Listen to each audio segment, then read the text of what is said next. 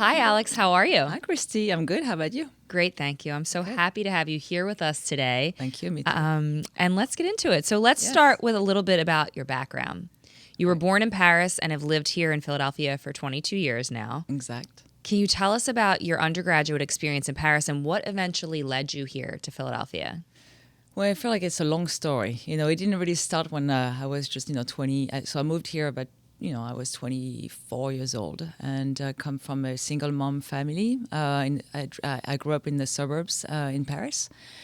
And it started like me wanting to come here, like I was about 13 years old. And, instead of drinking, not drinking, instead of reading books, like novels or, I was like, actually, my sister bought me for Christmas, I was 13 years old, a guidebook for the East Coast of the United States. And at night I was reading, about the cities, where to go, where to eat, where to sleep. I don't know why, but I still have that book. And, growing up, so I went, to school. School was not easy for me at the time. It was definitely a struggle. My mom pushed me and kept pushing me and kept pushing me until I got into a business school, which was really more about aligned with, what I like to do. And so I went, to that business school, and we had a lot of internships. And while I was doing internships, I love sports. I played sports, not college, obviously, but just growing up, and I just wanted to do something related to sports, and that's where I did all my internships. I graduated, sports marketing and business, and did all my internships in tennis, related, basketball, and sports in general, rugby, you name it. I was just involved Formula One, in Monte Carlo, like helping out, the events, organizations.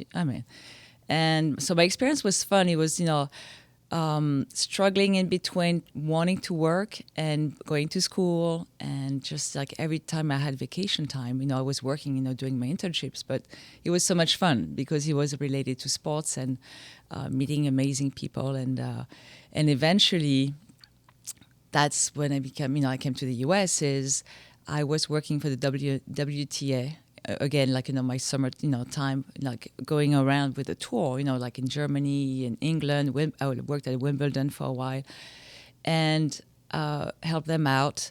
And I really wanted to get into, like being hired. And when I was working at the WTA, they said, well, you're great, Alex, we love you, but you really need to work on your English. And I guess my English wasn't good enough to, make it to the next step.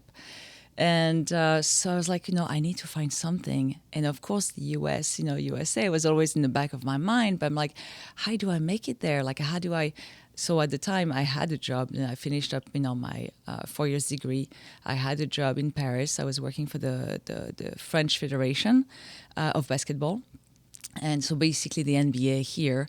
But that was, so I was working there for about 2 years. In the summertime, I was taking my vacation to work at the WTA, so Women's Tennis Association. And one day, I just met this guy that worked, and he had a company in Phoenix, Arizona. And it was about, in the years like 2000. And he's like, look, I have this thing. It's called a website. It was just the beginning of internet. And I need to translate it in French if you want to come, and help me out. And so I did get, like the right visa, So I went to Phoenix. I left my job. I left my apartment. I left everything, left with a suitcase just to go, help this, as an intern, help him out.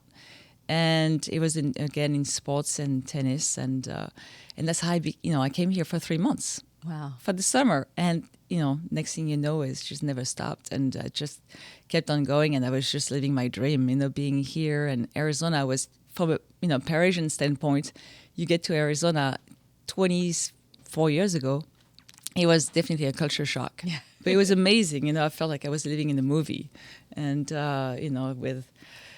It was interesting, and so I learned English eventually, much better. I hope you can tell. It's much better.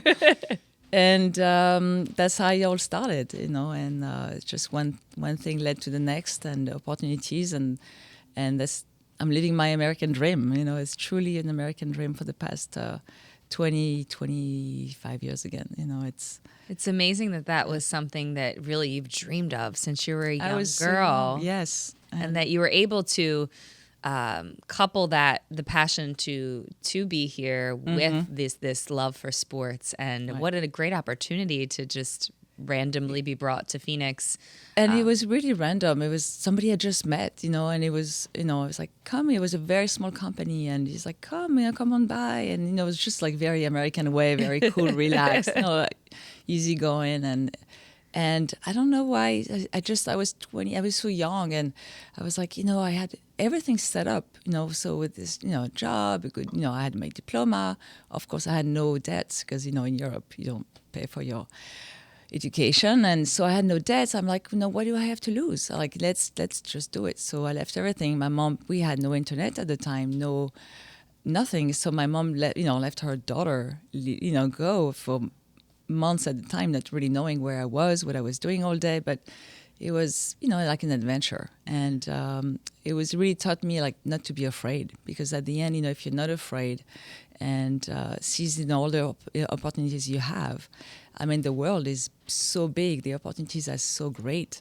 And, You have to be brave enough to do it, though. I think that's what I take from that story, is you were really brave to looking back when take I the have chance. a daughter now, and a son, and would I leave my daughter go, on the other side of the world, Right.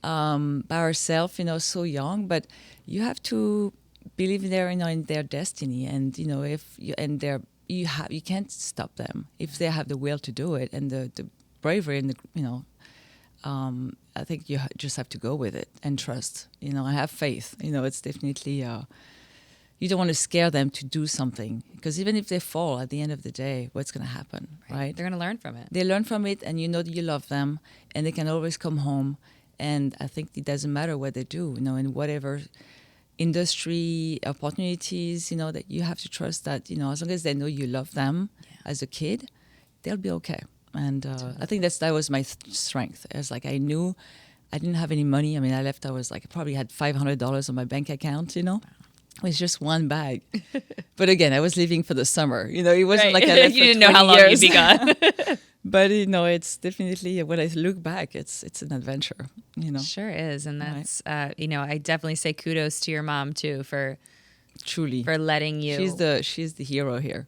Yeah. Because that's a hard thing to do. But then look at all the wonderful opportunities it afforded you when you took the chance. Mm-hmm. And so let's talk about business and sort of what your life then led to once you were here. So as a business leader, your career spans sports marketing, corporate leadership, and strategic business development.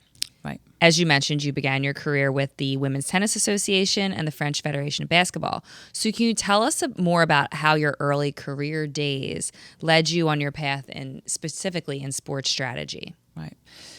So interestingly, the way things, evolved. I mean, so I was in sports for a long time.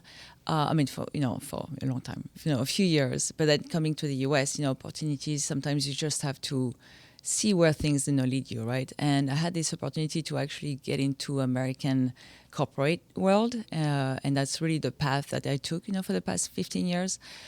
And it was an amazing path. I started, as a salesperson, like it was working for a Spanish company, out of Spain, and the opportunity they gave me would have been unreal in France. I mean, Europe would have been I was in charge of pretty much the sales in the whole country. Wow. So I love to travel. So it was like my job was taking me places to travel. I was spending 1 week in Miami to visit customers. The next week I was in Colorado skiing on the weekends. I was never home. I was always seizing all the opportunities I had. And the job was very interesting. I learned a lot, as a salesperson, but then, I grew in the company. I evolved, I went up the ladder, as, you say, from a salesperson to a manager to a VP of sales to the company went from $30 million to $700 million. And, I worked so hard. I was a million miles flyer, on that first year. It was insane. I worked very, very hard, but also people trusted me as a woman in a very much male-dominated, industry, which is like constructions, natural stone, And I made my mark. And now I guess not being afraid of, being who you are and working hard. People depend on you. It was truly, I was one of the first female, working in that field. People could not believe they had a woman salesperson and then a manager and then a VP of sales and then made it to the C-suite. And, the team was amazing. My CEO at the time it was very encouraging, supporting, championing me. Like he was my best cheerleader, right? Oh. So having somebody on top that really encourages you to go ahead, even though you're like surrounded by men, and some men could be, impressive, sometimes that I feel like maybe you knew better, but when you learn and work and just dedicate yourself to just do the best job you can ever do, and that was a challenge, but it was definitely a challenge that I love, taking, and I was successful at it. So it really made it inspiring for others as well. And so having that, in that corporate world, be able to just bring my experience, my leadership, because, when you're a leader, I had probably 15 people in my team at, one point, and be able to actually bring women to the same level I was at, or at least, for them to learn about, the job, learn what they're capable of, and spreading it through the whole company. It was about probably 500-600, sales reps, in that company at the time. And it was, challenging, but it was amazing, how, when you promote women and you support them and you give them a chance to be their best self. And we talked about compassion, and it's exactly what it is. Understand where they're coming from, what's their challenges, and just work with it. And they become your best assets. They were so talented, and they give it 100%. And I love that, being a leader in that way and breaking barriers. Yeah, that's super inspiring. And I can see now that you tell the backstory, how you became so invested in, female empowerment. Right. Because you had the opportunity to work hard and get yourself up to that top position. And once you're there, I'd imagine it's, I want this for other women too. Absolutely. Right? And especially, I think, it's like working those, 15 years, seeing what you can do with human beings, male and female, because he works, like you help the women, but you see the men working with you, allies, and a lot of them, were just impressed, say, oh, good job, we didn't realize. And then when you work as a team, it's just you're even stronger. Yeah. And just like putting this, applying it to your job, your career, but personally as well. I have a son and a daughter. Yeah. So my everyday life, we have teenagers. It's not easy, to maneuver, the whole gender thing, and, like making sure like you don't forget one, you work with both, And, it's very challenging. I have 3 myself. Yes. They're a little bit younger than yours, but yeah, it's very challenging. And each child is different. So it's, trying to make sure. But similarly I have 2 boys and a girl. Okay. With my boys, I'm always just trying my best to help them see her as equal. Right. Because, and it's interesting because they're born with the innocence of they don't really see that bias. Mm-hmm. But so sometimes when I say to them, like, she can do anything you can do, and they're like, I know, right. Why are you telling me that? Right. Yeah. And it's more so just, okay, cool, I'm glad you know that, but you have to understand that the world around you doesn't always think that way. Absolutely. But I want to make sure that you go out into the world and you see her and every other female as being capable of doing everything that you can do. Right.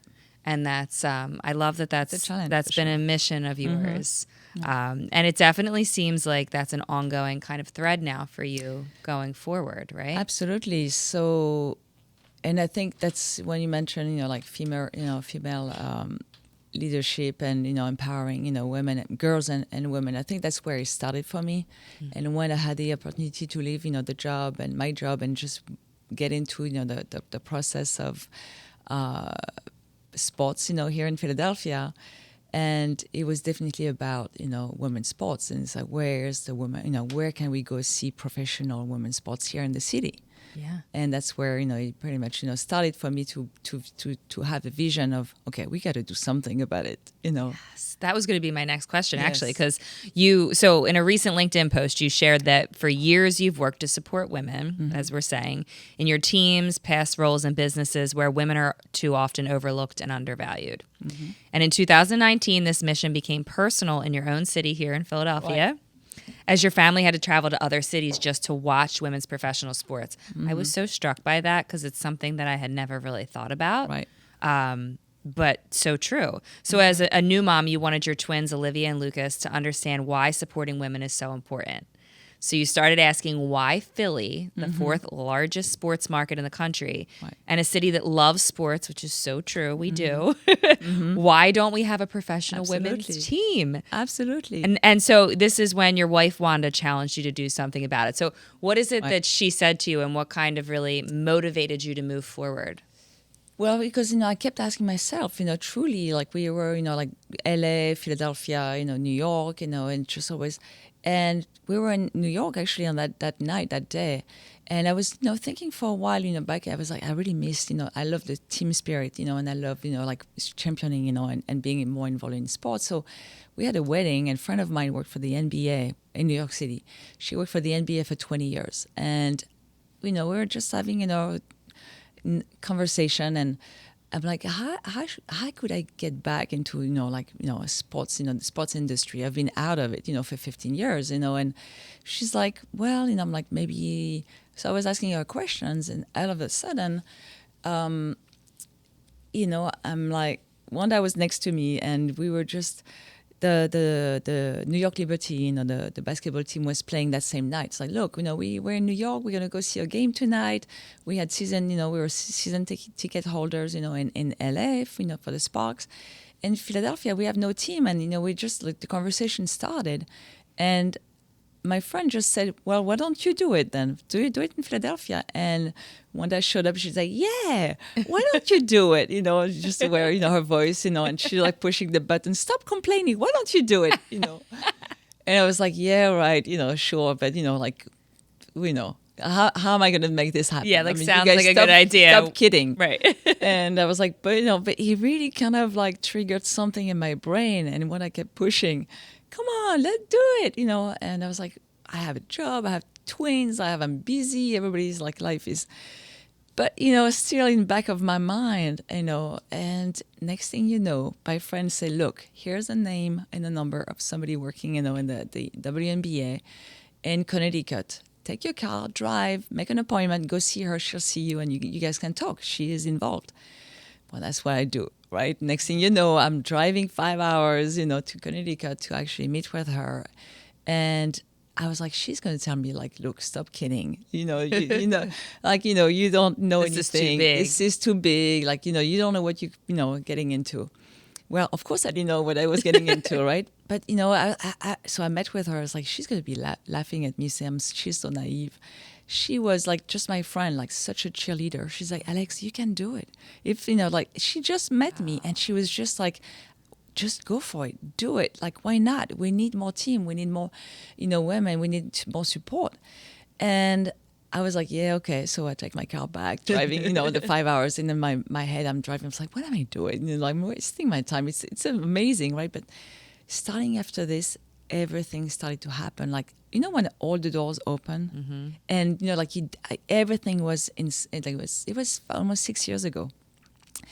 Everything happened, and when then they say everything happens for a reason. Yes. Every door opened along the way. We met, my friends. They were friends, but not super good friends. Ashley Lincolnheimer and Sarah Crandall. And I just mentioned to them, say, hey, I'm thinking about, a WNBA team in here in Philadelphia. What do you think? And they're like, yes, they're passionate about sports. They're passionate about basketball. They're, one is a consulting firm, working moms. I mean, the other one is a lawyer. And so we started, the four of us with Wanda, and we're like, let's do this. And we started to talk to potential investors. We put a marketing deck together. Wow. We put, the business plan together. We created a name, the Philadelphia Sisters, for our group. And we started to just talk about it. And everything, the first meeting, it was insane. The first sitting down dinner we had with potential investors, they committed to $5 million. The first meeting we had. We looked at each other. Wow. We looked at each other. We could not even believe it. But people with values didn't want their names to be shared just because they wanted, more opportunities for girls and boys and, women in Philadelphia in general. And they wanted their kids to be able to go champion, a women's team. And 6 years ago, a WNBA team franchise was definitely not, the price it was today. Yeah. So it was, easier in a way, but that's what they committed, to. And then we met with potential sponsors, all Philadelphians. We wanted, the goal was to stay authentic to Philadelphia, but, local sponsors, local investors, local celebrities, you name it, governments as well. It was so interesting. When I say all the doors opened up, we talked to one of the first, city council, women we talked to was Cheryl Parker. Wow. That was 5 years ago. Wow. And before she was mayor. Before she was the mayor. And 5 years ago, she was like, the energy, this woman is amazing. Yes. The energy, she's fire. And and what happened, the other thing what was amazing is COVID just happened. So we were all straight at home. Nobody could go anywhere. So we had so much time to actually dedicate to the project. We had so many meetings on Zoom because people could not go anywhere. So we talked to thousands of people. We had thousands of meetings to understand how it works. And Cheryl Parker was, with a mask. She was, we had a call with her, everything by Zoom, and just the energy she gave us. She's like, you've got to do this. Absolutely, we're doing. She just gave us so much. She connected us with, a lot of government. It was Governor Wolf at the time. We had, and so everything happened and happened and happened, and to the point where we are here today. With. Connecting obviously with the 76ers and the owners, and they've been also very supportive. It took time, politics behind. It's a big project, and it's bigger than what we thought it was going to be for sure. But that's amazing. I love hearing how many women along the way said, this is a great idea. Right. Keep going. Absolutely. I also just love that we're in a moment right now where women in general are so eager to support one another and see each other live out these big dreams, right? You're worried that you're going to be sounding naive, and she's saying, go for it. No, Absolutely. do it. And Sherelle having that enthusiasm too. And it was so empowering. Sounds very aligned. Absolutely. It was so empowering. And that's what we're saying for our girls. And the women around you, it's like champion them, because you don't know what's going to... That unleashed, so much, I don't want to say power, but willingness to try. Yes. And not be afraid of, falling, not being afraid of looking naive or inexperienced. I'm like, we have nothing to lose. Let's do it. Totally. And women's basketball, women's sports in general, it just is taking off. Yes. 5 years ago, we didn't talk about it, the way it is today. Yes. It's booming. It's doing better than the NBA. WNBA is doing better than many leagues. Yeah. So that was going to be one of my questions, being that this moment is so powerful in female basketball, especially, why do you think that that's even more important now to bring a team here to Philadelphia? Well, for many reasons. Of course, you can look at it's a business. We love basketball. You have to be passionate about basketball, women's sports. Philadelphia, but the business behind it, as economics. It just it brings a lot of potential. For jobs, but also for boys and girls. Wanting to touch that world, professional sports, inspire local, girls especially. We have also, a lot of, talents and athletes that have born and raised here, and they're playing the WNBA. They play, in different cities. Yeah. And I want to be able to say, hey, trust me, they want to be able to say, we want to play for the city as well, and the girls coming up. There's some amazing college players right now that will eventually be joining the WNBA, and that they probably want to stay in Philadelphia. Yeah, I was going to say, we have such a rich culture here in the basketball sense. From young people through the collegiate level, through all the way to the professional level. But to your point, they can't play here once they hit a certain point, right? If they're lucky to play at a local college, that's amazing. But beyond that, they haven't, to this point, been able to stay here. And even to get to the WNBA, there's 100, as of today, there's 144 spots. So there's more teams coming up. So it will, but when you think of, there's millions of women playing, basketball, and there's really, the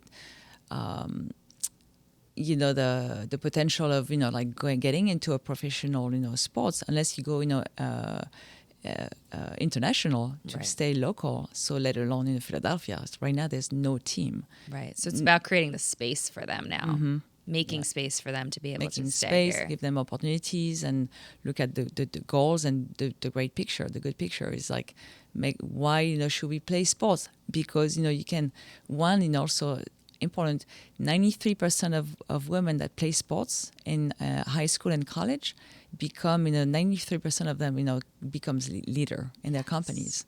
So it's very important for girls, to be inspired to play sports because, they want to do better and push out themselves and become leaders, Yeah.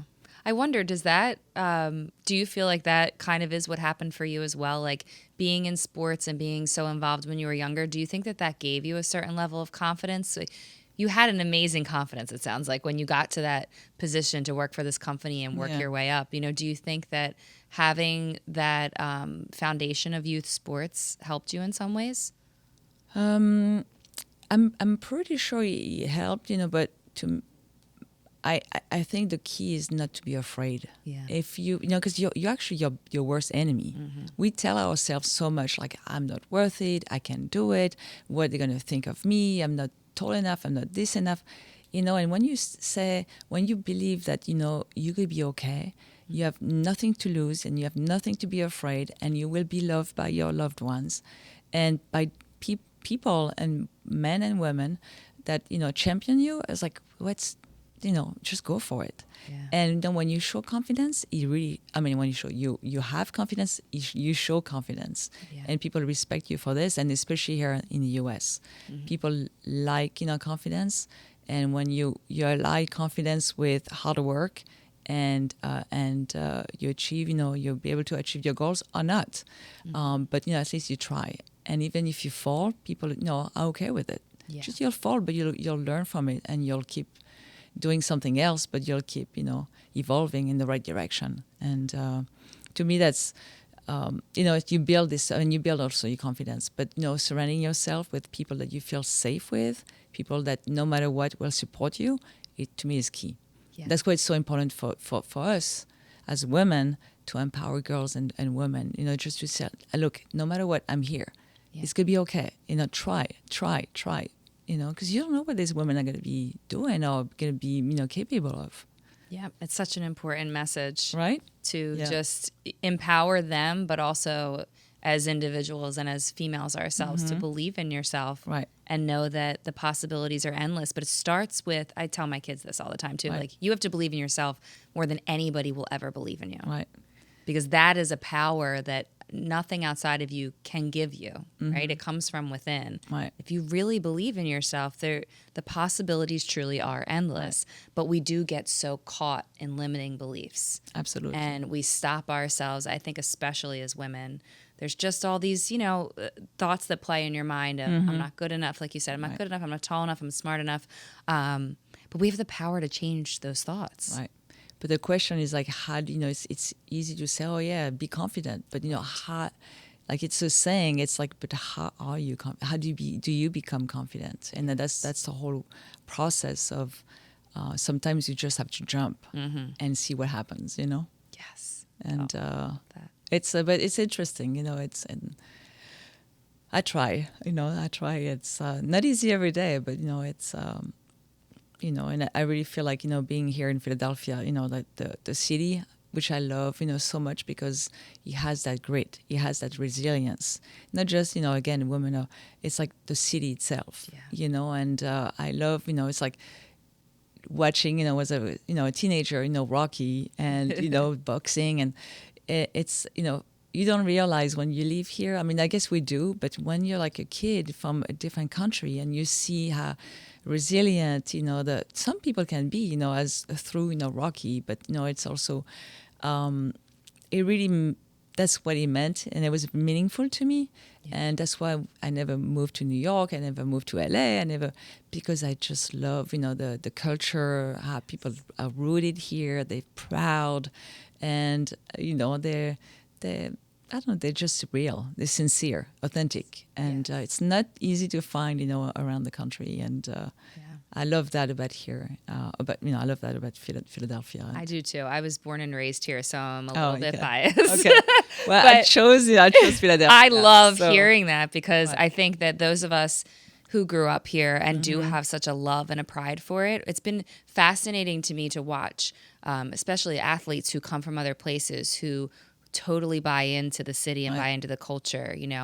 Jason Kelsey's a perfect example. Like he loves this city. And we love him because he authentically embraces us. But you really did just perfectly describe what this city is and the grit and the culture. And that actually was one of my questions. Your mission is to celebrate the game, empower girls and women, and champion DEI values.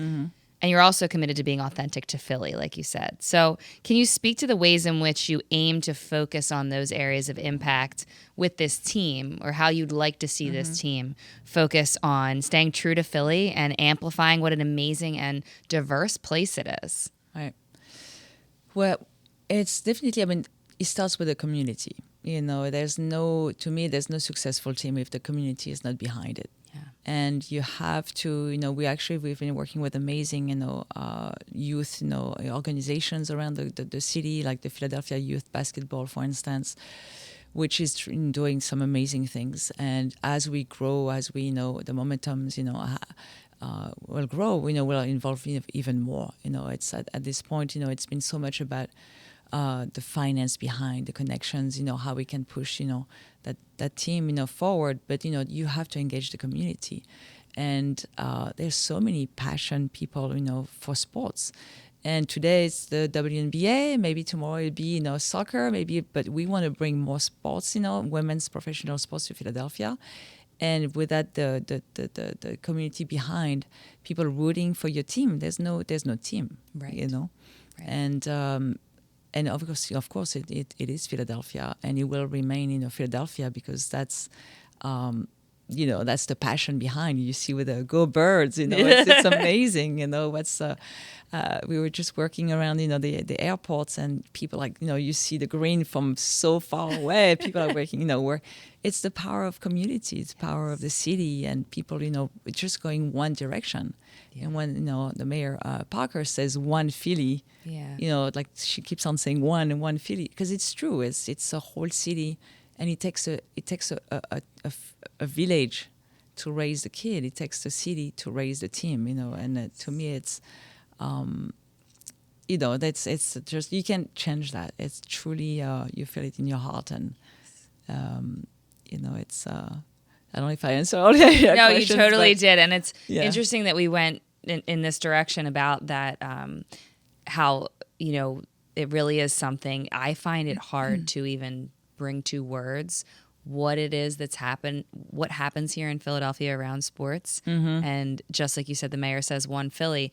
It's been something I've been thinking about a lot for the past couple of years. Like, how do you even define what? To me, it's like, it's literally a feeling in my heart of when any of our teams, when the Phillies are in the playoffs and it's Red October, and everybody, it just unites us in this amazing. And I wonder if that's the way it is in other cities, but I have a feeling it's maybe not as strong as it is here, because it is truly like, it just breaks down all barriers when we're in that moment in time together, and everybody does truly feel like we're one. So to have more teams, and especially to go in the direction of more female teams, feels like it's only going to make this city stronger. Absolutely.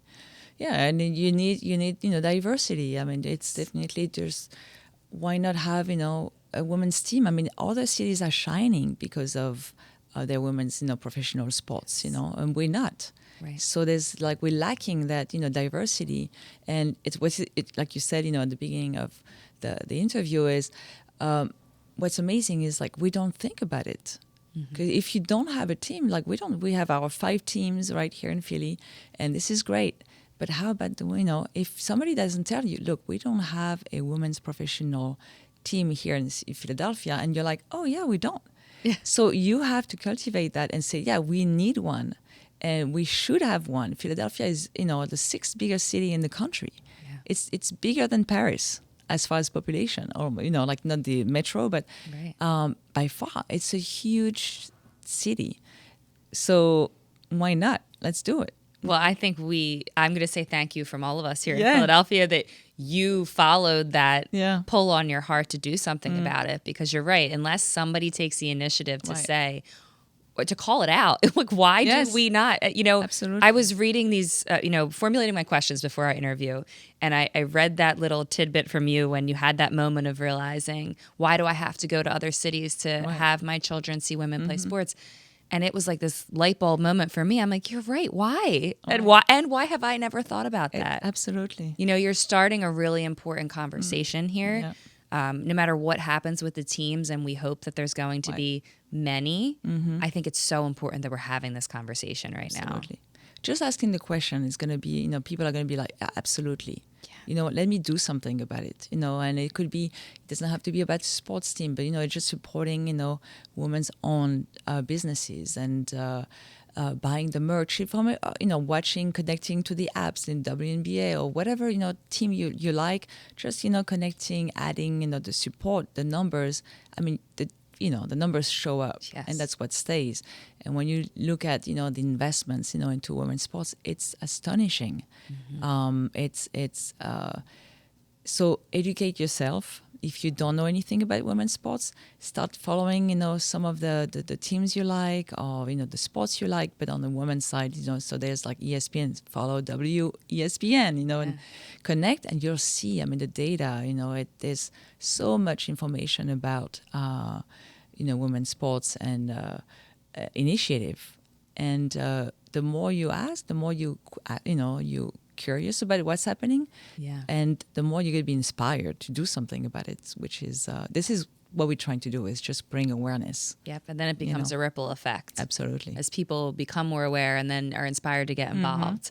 I also wanted to mention, this was inspiring to me, a quote that was from that same LinkedIn post that I mentioned earlier. You said that, in the end, this is about more than basketball to me. It's about showing the next generation, girls and boys, men and women, that big dreams are worth chasing. It's about creating opportunities and proving that women deserve equal recognition in every field, including sports. Loved that, because we talk a lot on this podcast about community. Compassion and community are our main themes here.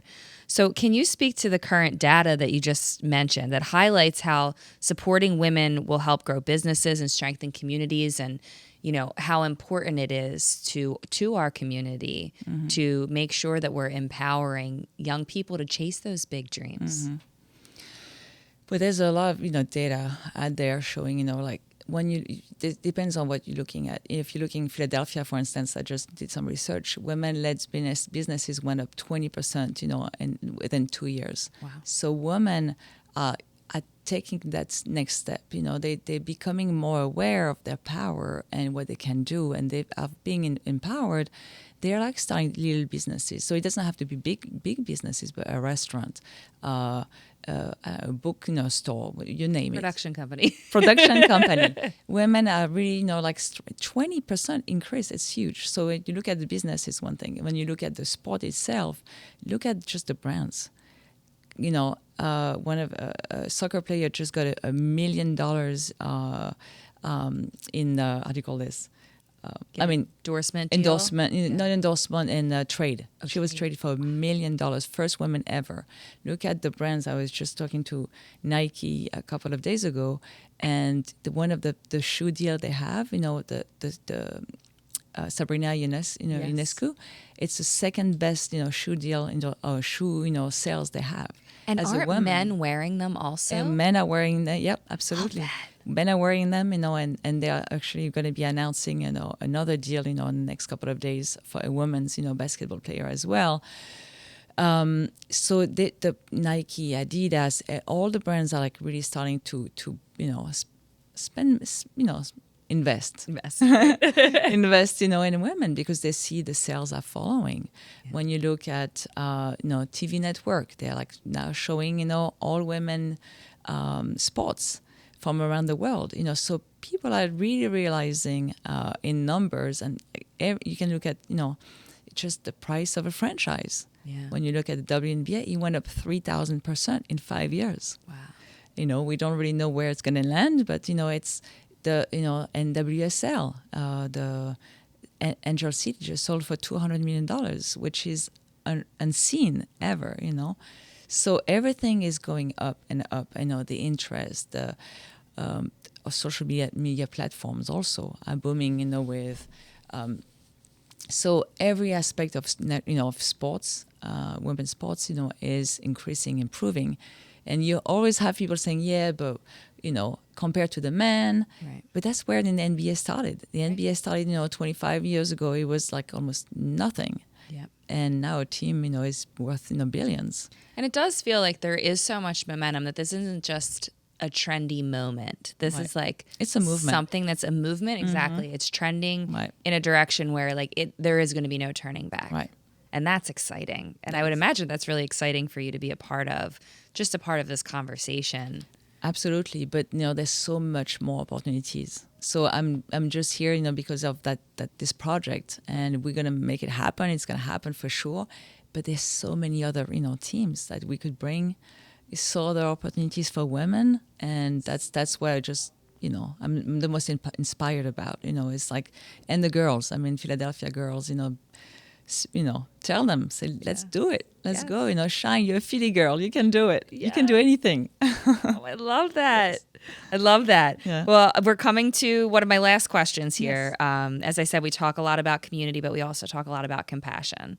So I like to ask my guests if you could tell me what your own definition of compassion is and how it relates to the work that you do for, you know, the progress you're championing for.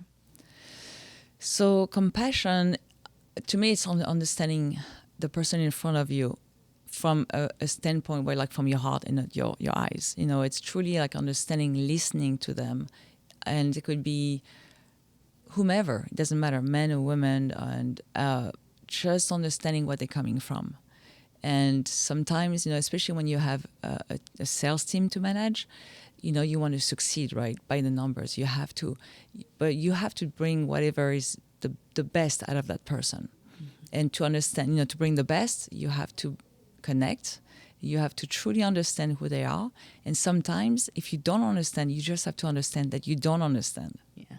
And sometimes you just have to say, you know what, I don't understand, but, you know what, I'm going to be supporting you no matter what. And to me, it's the base of trying to work together and succeed together is not to judge and just say, look, you know, I need you to succeed. We need each other to succeed. And, you know, the team is going to make it if we're together. And to me, that's what compassion, my definition of compassion, you know, it's truly saying you have to understand the other person and not judge. Yeah. And it's hard. It's not easy sometimes, you know. Of course, there's, you know, people we don't understand, but we need all of us to succeed. And I love that you mentioned connection, because that's, yes, the only way that we sort of can accomplish things together is through connection, community, and it is really rooted in the need for compassion. Right. So thank you for sharing that. Yeah. I love hearing everybody's different, you know, view of compassion, but it really is a very common theme that we all feel like it is about seeing people, and it's about accepting people and showing up for people, which I think as much of what you're doing is showing up for and empowering and inspiring others and creating more space, especially for women in sports. Right. And this is so inspiring. I can't thank you enough for being here to share with us, you know, your personal journey and the personal, you know, heart and drive behind what you're hoping to accomplish here. And I'm so proud of you for all that you've done. I know we just met, but I'm so proud of you because I feel like what you do for you is for all of us. And this is moving our city, especially, in such a positive direction that we really need to focus on. And so I just thank you for that. So lastly, can you tell listeners how they can follow along with these exciting plans to hopefully bring this WNBA team here or more teams? How can people support the ongoing efforts? Right. Well, right now, so we did... So the bid, you know, has been submitted to the NBA and WNBS. So Philadelphia is one of the many cities in the running. Like I mentioned, Comcast 76 and the 76ers are running the show. I mean, they're experienced. They have, they're in charge. They have the resources, to do so. So we, the best cheerleaders for them, And as far as our group, it's called the Philadelphia Sisters. So we just keep pushing the envelope. Keep like making sure the values and the authenticity and in the mix. Our dream also, you mentioned the big dreams, it's our dream, and but anyway, to follow along, I would definitely, so go into my, you can find me on, I am Alex Sykes on Instagram.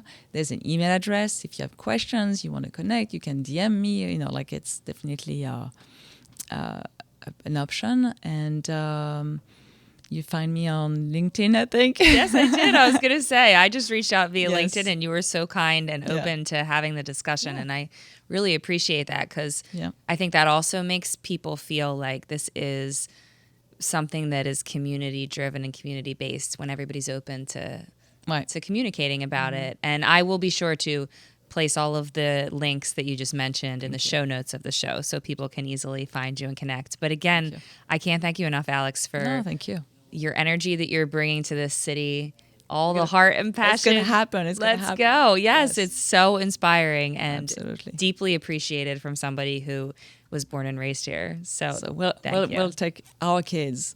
I have 5 kids, right? We'll take them to the game and support, and we would love nothing more than that. That'd be fun. Thanks so much for being here, Alex. I really appreciate it.